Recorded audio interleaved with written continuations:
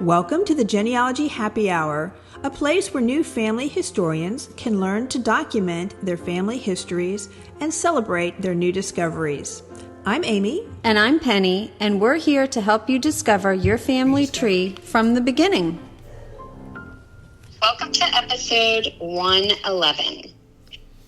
Today, in our episode, we are going to be talking about family reunions, but this isn't planning a family reunion. We're just going to be attending a family reunion, and we're going to attend and participate like a pro. So we're not just going to show up, we're going to be a full participant in this family reunion, and we're going to help you with some steps on how to do that. But first, as always, Amy, do we have a wine? We do have a wine, and I'm super excited about not planning a family reunion, but participating in family reunions. But it's July, and I was in the grocery store, and I was looking for a bottle of wine, and I happened to see this really pretty bottle with a pretty label that had a 18th century soldier in a blue uniform with a tri-corner hat. And I kind of had a blonde moment there, and I thought, it's 4th of July. I should buy a bottle of wine that has, a Revolutionary War soldier label on it. I think that's great, right? Yeah, so perfect. I bought it, I get it home, and then I realized it's an Italian wine. So why would American Revolutionary War soldier be on a bottle of Italian wine? And so I did a little digging, and it's called the Renato Ratti Winery. And what I was drinking was their Barbara wine. And come to find out that all of their bottles have different soldiers on them in uniform, commemorating all of the historical militias that defended that northern region of Italy. So it's actually an Italian soldier, not an American soldier, but it's still they're pretty. It's pretty label, and they're really good wines. I really enjoyed it. So that's our wine for today. And it's the thought that counts. You put the effort into finding a 4th of July wine. I did. I tried. But I found a really good wine, and it's got a really intense red color, and it's got ripe fruit with spicy background. It's full flavored, really elegant, and it just tastes really good. So now I'm kind of on a Italian wine, red wine binge now. Okay. Yeah, I'm sticking with Spanish wine, but we'll talk about that next time. Okay, that sounds great. All right, but before we get started, I think we need a word from our sponsor. What if you could walk the same streets, read the same headlines, and witness the world just as your ancestors did? With newspapers.com, you can step back in time and see history through their eyes. Explore over 1 billion pages of historical newspapers from 1690 to 2025 across the US, UK, Canada, Australia, and more. A quick search can uncover birth announcements, wedding stories, obituaries, and countless everyday moments that bring your family's past to life. But this isn't just about discovering dates and names, it's about feeling connected. Maybe you'll stumble upon a front page story your grandfather read, or a long-lost article featuring your great-aunt's bakery. These aren't just headlines, they're pieces of your heritage. Your family story is waiting in the archives. Start uncovering it today at newspapers.com. Use promo code HAPPYHOUR at checkout for 20% off your subscription, because your past isn't gone, it's just waiting to be rediscovered. All right, so Penny, you are actually going to a family reunion later this summer, aren't you?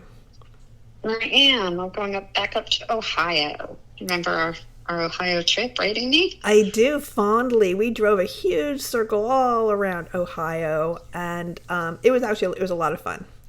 And I do need to go back to Ohio and do some more research there, possibly. But yes, but not the section I'm going to. No, I'm going to the Northwest. No. Right. Yeah. Yes. Yes. And my relatives are all in the Northeast. So, but this inspired us to look in a little bit more closely on how to prepare for a family reunion. This is a great research opportunity. It's great to see people that we maybe have never met before or haven't seen in a while. But we need to go prepared and not just show up. Yeah, some of us do just show up, and it's okay. But I feel like the downside of just showing up is once you get there and you see all the items people have brought and you start learning things, you wish you had prepared better, that you had brought things with you or contributed somehow, or at least prepared yourself with family background so you knew what was happening. Because sometimes you just walk in and you just know your immediate family, and now there's this whole world opened up and you're like, oh, why didn't I, look at my histories a little more. So so we're going to kind of talk about how to be a participant or participate like a pro in this podcast episode. So right, my thoughts, go ahead. Well, no, I was just going to say, we could also be running into some of those people who have those online trees that are not accurate, and who, how do you deal with that? And in a polite, what's the etiquette about, running into people that might have those wrong trees online and aren't willing to change them. So. Right. That can be a thing. And I will say, this one that I'm going to up in the northwest corner of Ohio is being planned by a wonderful planner. Kathy, if you're listening, you're doing a bang-up job. She's got a great Facebook page with lots of history, lots of descendant reports and photos, all kinds of stuff, constantly posting things, keeping everybody who's attending in the loop if they have social media.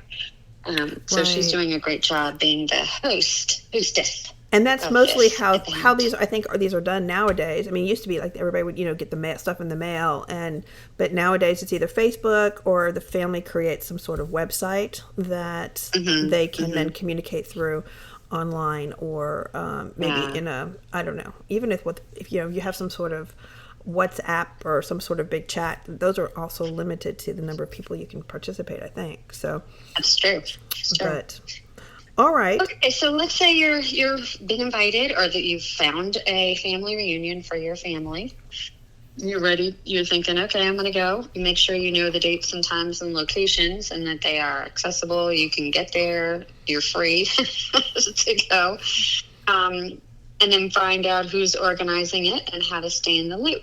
And that comes back to that Facebook and some emails. Make sure you're on the list. Make sure you have all the communications so you know the latest details that are coming up. Ours is, I think, is a fabulous idea. It's in conjunction with a local town's German festival. And our family that we're celebrating has German heritage. So not only do we get to meet with our fellow relatives and cousins and whatnot, we also get to experience this German festival and have some good German food and polka dancing. And that's all a kinds of wonderful fun. idea. Yeah, that's a wonderful idea. Wonderful. Yeah. Yeah, perfect timing. Yeah. Okay, so we have all that, and so know the details. RSVP early. Make sure that your host or hostess knows that you're coming, how many people are coming, because they need to plan space-wise for how many people are there, and especially if there's dinner or food, or if it's at a location and you need accessibility issues or you have dietary needs, make sure they're aware of those things as well. Also, be mindful of the travel time, weather, local accommodations. I know we kind of struggled with where we were going to stay in an area, because it's a small town. So we had to kind of find a place that was close enough by to especially all the other locations that we want to travel to in the area, because the location of our event is not the town where my ancestors are from. They're from a town a couple towns over. So we wanted to be able to access those towns as well while we were up there. And this is a perfect opportunity for you to, if you're going in some place that's not close by, to really look at those counties or the cities nearby and plan to stay a day or two to utilize the research facilities at the local library and certainly at the courthouse. Any court documents, court records that may not be available online. This is a perfect opportunity to combine not only celebrating your family, but also then doing some on-site research. Absolutely. And I would also throw in there a historical society, Yes, absolutely. local newspaper, or, something that, especially if it's a small town and there's a newspaper still active that was active years ago, but they're not digitized.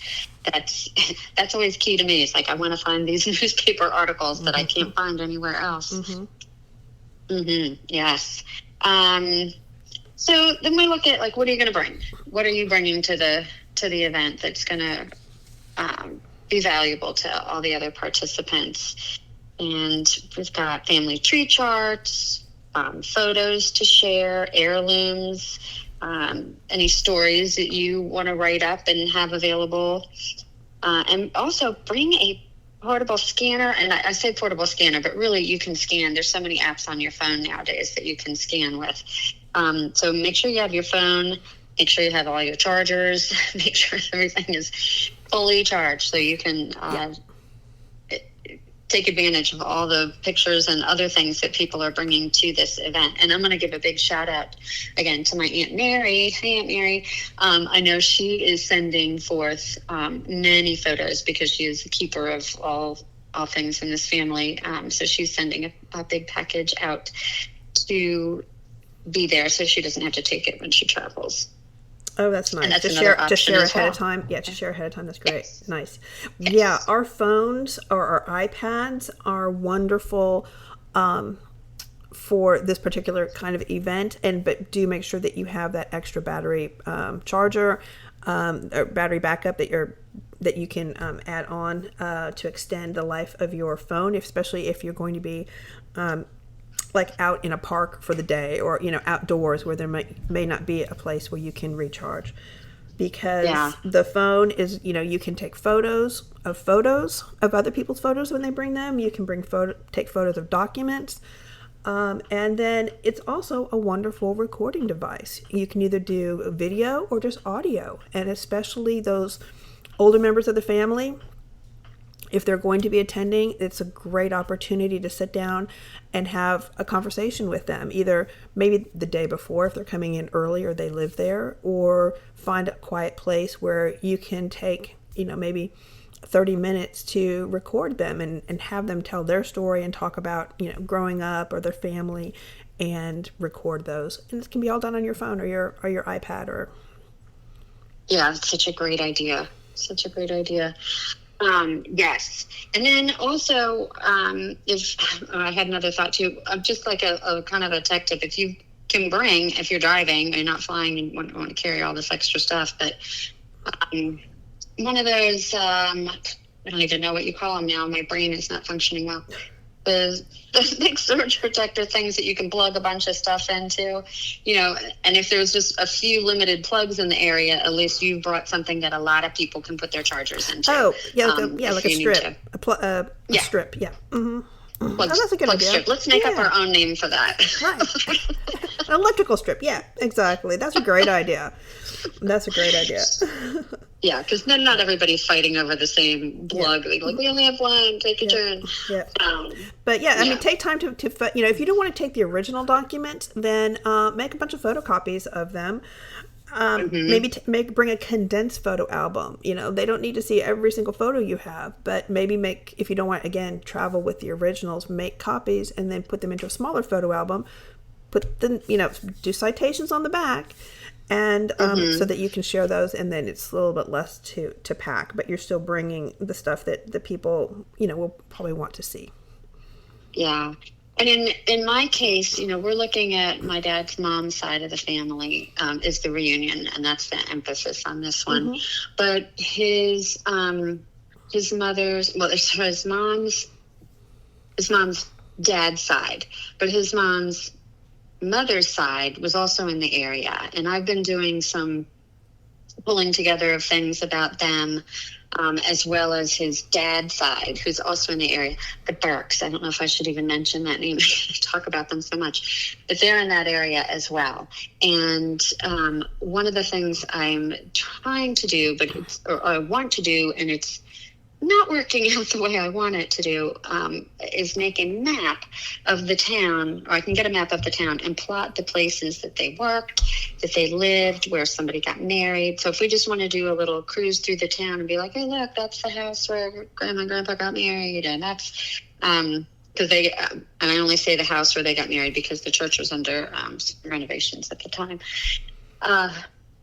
But I'm struggling to find addresses, and even in the census where you'd think they would have the street name, they don't. They just have it's blank, or it has street number 1 or something.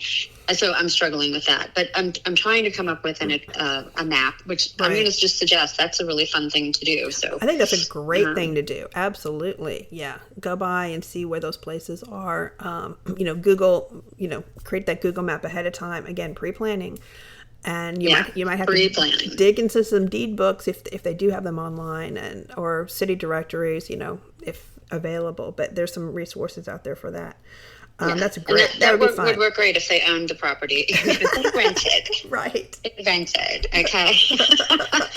But another thing is like the cemetery, and you want to hit up the cemetery where they were buried, and it's nice if you can get a cemetery map, where all the plots are ahead of time, so you're not spending too much time walking around looking for that stuff. Exactly.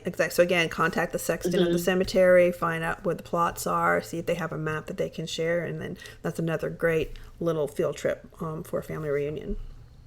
Yeah. And I'm going to throw in something else too. Like this is kind of like entertainment things. If you've got kids going, you can, just, bring things for kids to do. It depends on what their ages are, how much of an interest they would even have in that. Because how we were, like when we were younger, this was not something we paid attention to. It's always when you get older, you're like, I wish I had asked, my grandparents about this or whatever. And try to get kids more involved. But one thing you can do if they like coloring is you can take some of these pictures and you can use AI to ask them to turn them into a coloring book page. And you'll have these old pictures of your ancestors, but they're now in a coloring book page. And that's something that's kind of fun to bring along for the younger kids. So as they're coloring it in, you can be telling them who it is.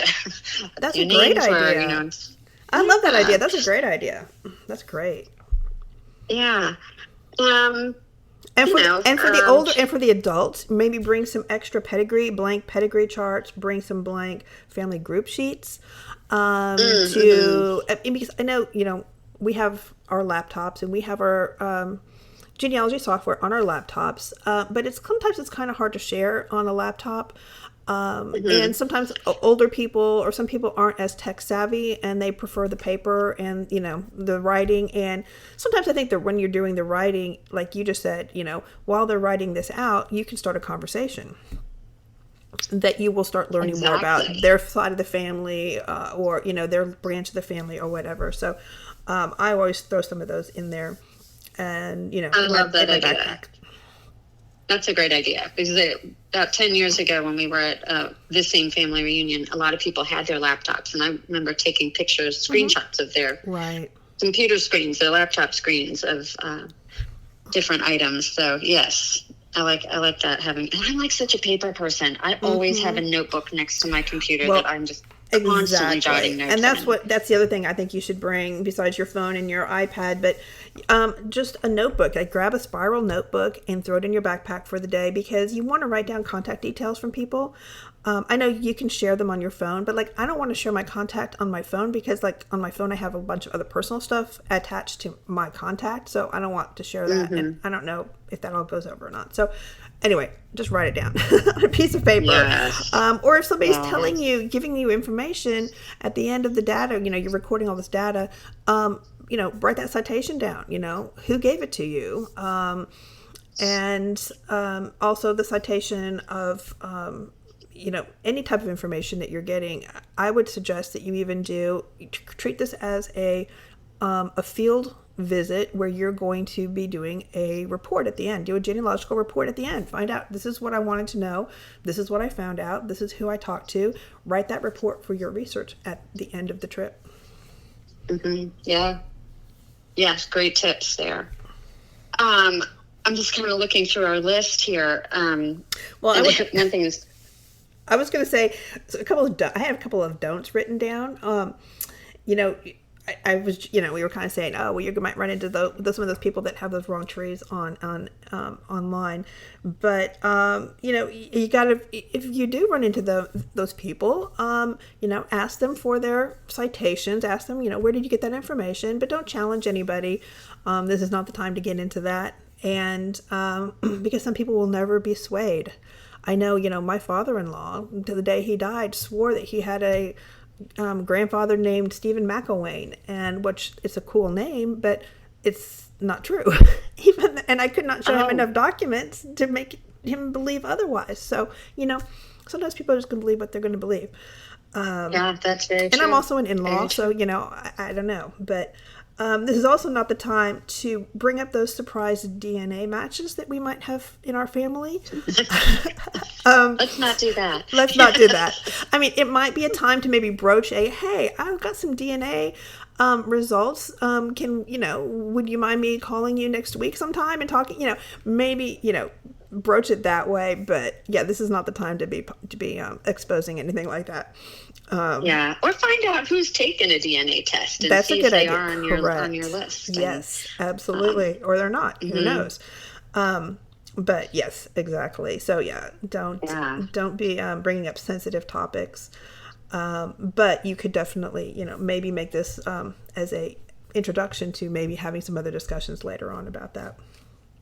So, absolutely. And I would not, absolutely. I mean, I don't know, for me, I would not have my genealogy software program up and putting data into it as they're giving it to me.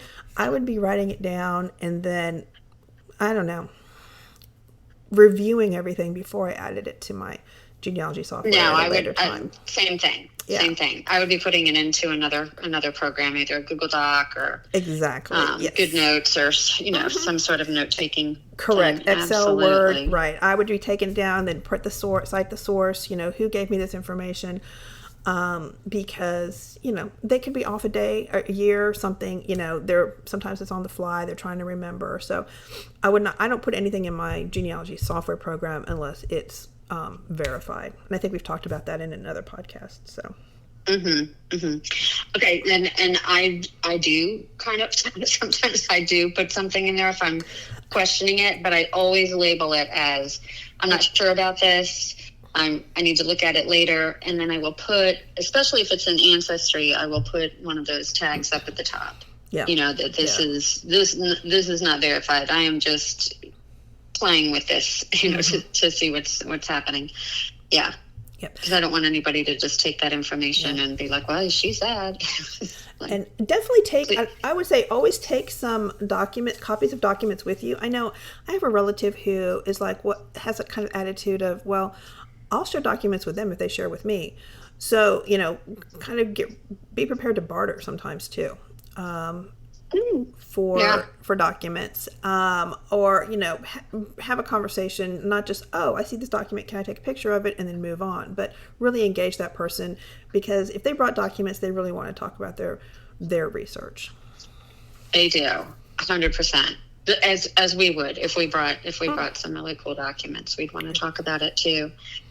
Especially just finding out, where did they get the document? Like, is it online and you just don't know of that resource yet? Or was it something in the family that has been passed down? Where did you find that piece of information? Yeah. Totally. But I would say at the end, also remember, this is not just a genealogical field trip, but it's a time to really get to know the people who you share some DNA with, and who you have that shared ancestry with, and just enjoy getting to know them a little better, and finding out what traits you might share, and hopefully it's going to be at a location that has a historical meaning to the family, so getting to know that area as well. And put the laptop and the notes down sometimes. This group used to go back and forth between the little town in Germany, Kirkwalseda, where the family is from. We do that 1 year, and then 5 years later, somewhere in Ohio, and then back to Germany, and they kind of went back and forth. This should have been the Germany trip, but it just didn't. It didn't have a leader. It didn't have somebody who was willing to make, and that's hard. You almost have to have somebody over there in the little town to make those connections. Yeah. So it didn't work out this time, but hopefully 5 years from now we'll be back to Germany. Even having one time having a family reunion in your your immigrant ancestors' town in Europe or wherever they're from, I think that's just fabulous. If you can just do it at least once, that's great. Is there anything else you can think of that we should mention? They might be doing T-shirts for the event, and then you would pick it up at the event. But if they're not doing T-shirts and you want to do a T-shirt maybe for your family group or something, that's something that can be fun and designed. Also, maybe bringing some recipe collections to share of ancestors that were in that, that line. Or again, like I'm constantly thinking of my particular group that also has these other two, the Burks and the Freitags in them. Just information from that to share with that group of people.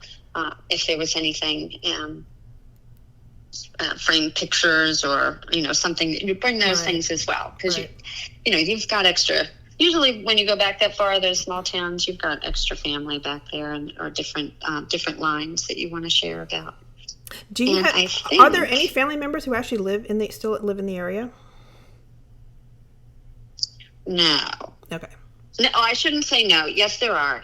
There are some distant cousins. The farm that my great-grandfather had is now owned by a distant cousin. Oh, great. I don't know if they're aware. I think we plan on visiting the farm just so the people that haven't ever seen it can see it, and the younger generations can see it and, have that information. So nice. I think there's a few. Yeah, good. Yeah. Well, I hope you enjoy your time in Ohio, and I hope you get some research in, as well as spending some good time just getting to see your extended family too. Yes, it'll be wonderful. And for those of you who are doing this or thinking of attending one or even planning one, it's so important, and I think you can really learn a lot from the other people that are attending, things that you probably didn't even know, and it'll be a great experience. Absolutely, yes. You'll be able to share things that I think probably don't get shared through, digital media. So, digital communication. So, yeah, you should have a good time. So, yeah. All right. Until next time. Right. Cheers. Cheers. Thank you for listening. Please email us with any questions or comments at genealogyhappyhour@gmail.com. Visit our website, www.genealogyhappyhour.com, for additional resources, books, and wines. Don't forget to drink responsibly and never drink around genealogical documents.